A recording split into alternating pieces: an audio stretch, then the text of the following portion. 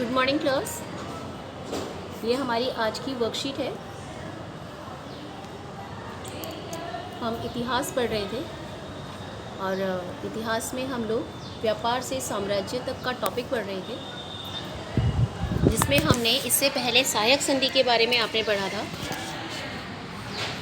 Resident के बारे में आपने पढ़ा था। आज हमने क्या पढ़ना है? आज है हमारा सर्वोच्चता का दावा और विलय नीति। ये दोनों का मतलब हमें समझना है। सबसे पहले है सर्वोच्चता की नीति। सर्वोच्च का अर्थ होता है सबसे ऊंचा, मतलब सबसे अच्छा, सबसे ऊंचा। जैसा कि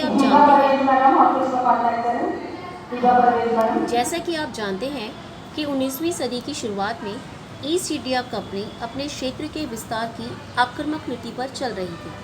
आपने देखा कि किस तरीके से जो ईस्ट इंडिया कंपनी थी धीरे धीरे सभी क्षेत्रों को अपने अंडर कर रही थी।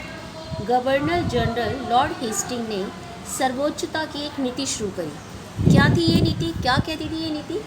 इस नीति के अनुसार ईस्ट इंडिया कंपनी का यह दावा था कि उसकी सत्ता सर्वोच्च है, इसलिए वह भारतीय राज्यों से भी ऊपर है। वो कहती थी कि जो हमारी सत्ता है वो सबसे ऊपर है, सबसे अच्छी है, इसलिए हम सबसे ऊपर हैं। अपने हितों की रक्षा के लिए वह भारतीय रियासतों पर कब्जा करने या कब्जे की धमकी को अपना अधिकार मानती थी। वो कहती थी कि भारतीयों को कुछ नहीं आता है और उनके क्षेत्रों पर कब्जा करना जो है वो हमारा अधिकार है। और यह सोच अंग्रेज़ों की नीति में भी दिखाई देती थी। अंग्रेज़ों की जो ये सर्वोच्चता की नीति थी, इसका बहुत विरोध हुआ। उदाहरण के लिए, जब अंग्रेज़ों ने दक्षिण भारत में कित्तूर जो है वो कर्नाटक राज्य में है, कित्तूर पर छोटा सा एक राज्य है, उस पर कब्जा करने का प्रयास किया, तो जो कित्तूर की रानी थी चेन्नम्मा, उन्होंने अंग्रेज़ों के खिलाफ आंदोलन छेड़ दिया।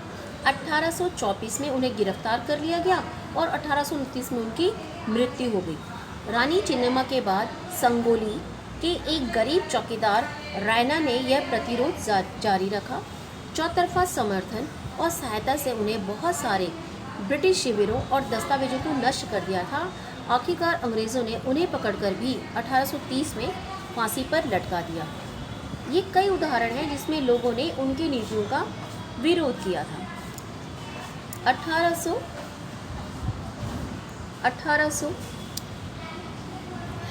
इसके बाद है आपका विलय नीति।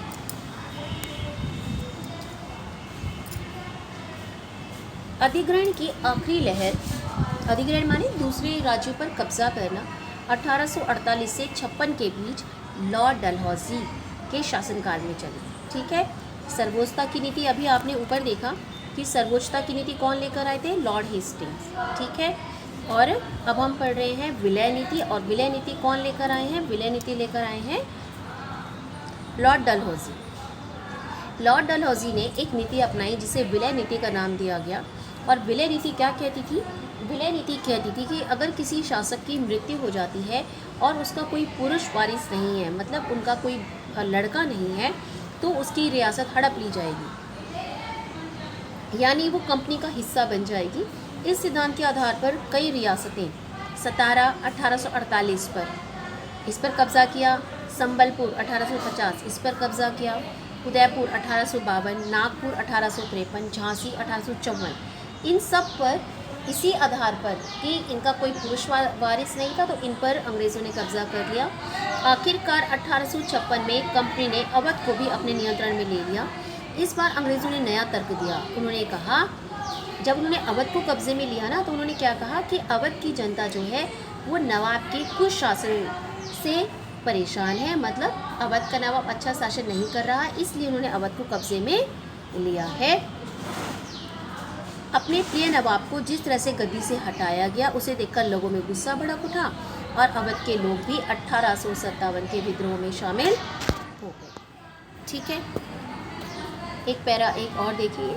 1830 के दशक के अंत में ईस्ट इंडिया कंपनी रूस के प्रभाव से बहुत डरी हुई थी, क्योंकि रूस में क्रांति हो रही थी।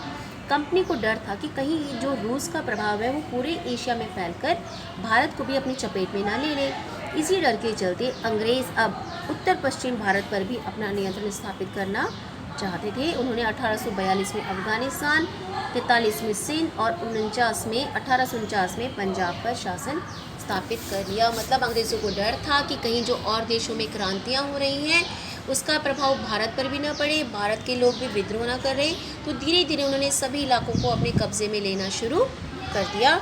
अब इसमें आपको दो चीज़ें याद रखनी है। एक, विलय नीति कौन लेकर आया, क्या थी विलय नीति, क्या कहती थी। दूसरा, सर्वोच्चता की नीति क्या थी और कौन लेकर आया। ठीक है, क्वेश्चन देखिए। सर्वोच्चता की नीति क्या थी और किसने शुरुआत करी, अभी हमने पूरा पढ़ा और आपको पूरा लिखना है वो पैरा। दूसरा, विलय नीति क्या थी और ये अनैतिक क्यों था, मतलब क्या ये ठीक था कि जिसका कोई पुरुष वारिस नहीं है उसको कब्जे पर कर लिया जाए। अनैतिक इसलिए था क्योंकि यह सिद्धांतिक नहीं था कि जिसका कोई पुरुष वारिस नहीं है उसका आप कब्जे में नहीं ले सकते। ठीक है, अगला देखिए। सर्वोच्चता की नीति के तहत दक्षिण भारत के किस राज्य पर कब्जा करने का प्रयास किया। कित्तूर पर कब्जा करने का प्रयास किया गया था और परिणाम ये हुआ कि कित्तूर की रानी चेन्नम्मा ने विद्रोह किया, पर वो उसको जेल में डाल दिया गया और फिर उनकी मृत्यु हो गई थी। ईस्ट इंडिया कंपनी रूस के प्रभाव से क्यों डरी हुई थी। ईस्ट इंडिया कंपनी रूस के प्रभाव से इसलिए डरी हुई थी क्योंकि उनको लगता था कि जो रूस में जो क्रांतियाँ हो रही हैं इसका प्रभाव कहीं भारत में भी ना पड़े और भारतवासी भी इस तरीके के विद्रोह न करने लग जाएं। यदि आप कित्तूर के एक नागरिक होते तो आप ईस्ट इंडिया कंपनी के विरोध में क्या करते। आप ये खुद सोच कर लिखेंगे कि अगर आप कित्तूर में होते और कंपनी आपके राज्य पर कब्जा करना चाहती तो आप क्या करें। तो ये आपकी आज की वर्कशीट है, सभी बच्चे इसको ध्यान से करेंगे।